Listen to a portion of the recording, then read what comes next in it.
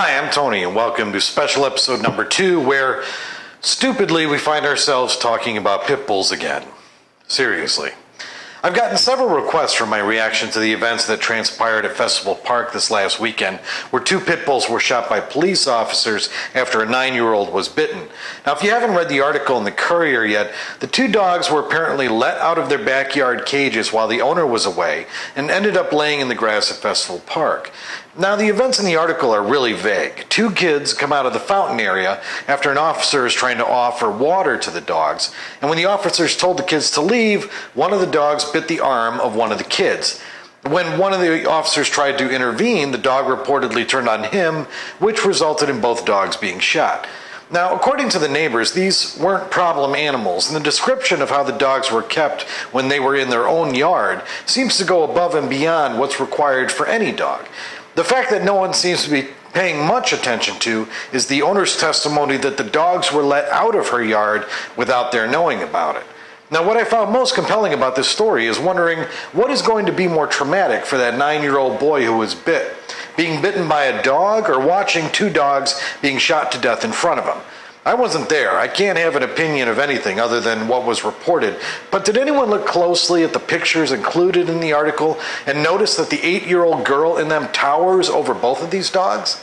And then inevitably the article turns to what Councilman Priggs wants people to believe about pit bulls. Now, I can't fault Priggs for his douche-like insistence where it comes to his blind fear of one specific breed of dog.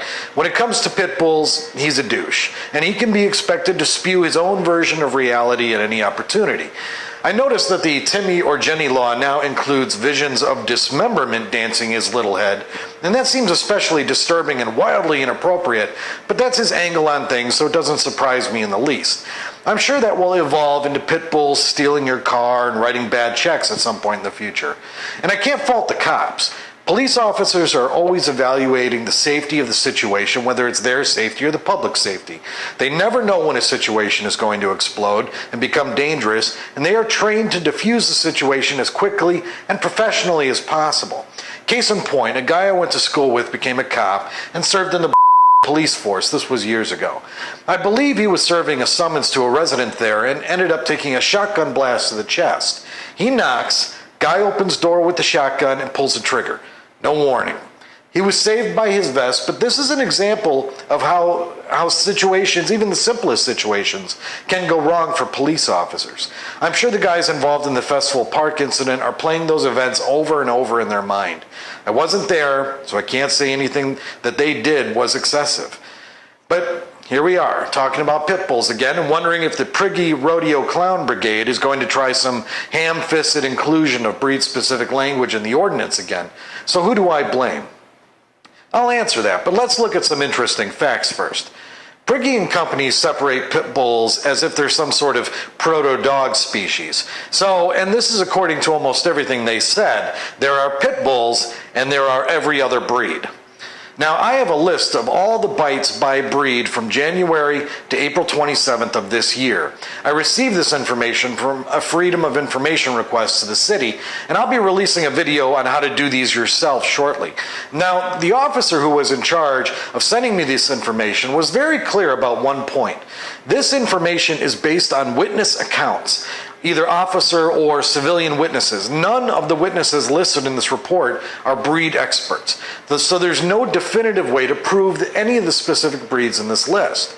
Now, I thought this was really interesting, so I asked if he had a reaction to the proposed breed-specific parts of the animal ordinance, and he said he couldn't comment except to say that none of his guys were qualified to identify a specific breed.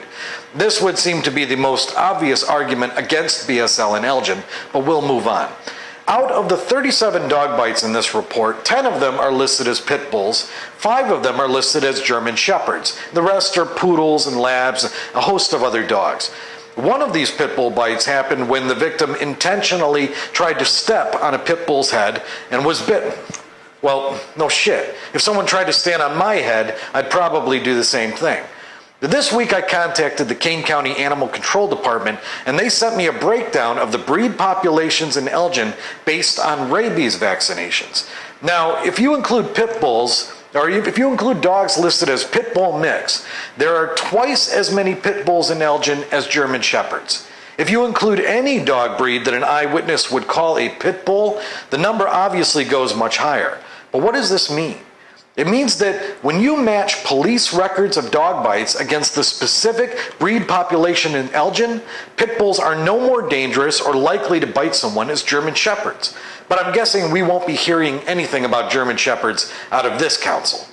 The biggest problem I have with this subject, though, is with the media. The local papers love to talk about pit bulls in Elgin because it fits into their literary porn model that is the American media. Where are the stories about the mountains of scientific data and studies done on pit bulls that prove they aren't any more dangerous than any other dog? If you're going to report on pit bull bites and how that affects Priggy's hard-on for BSL, why aren't you reporting on every other bite that happens in Elgin and getting quotes from him on that? Where is the reporting on the specific language of Priggy's BSL that affects all pit bull breeds and every other breed sharing the characteristics of a pit bull? What it seems like is that the paper is looking for another debate. Debates are interesting. Debates sell papers like highway accidents get gapers. It's just porn.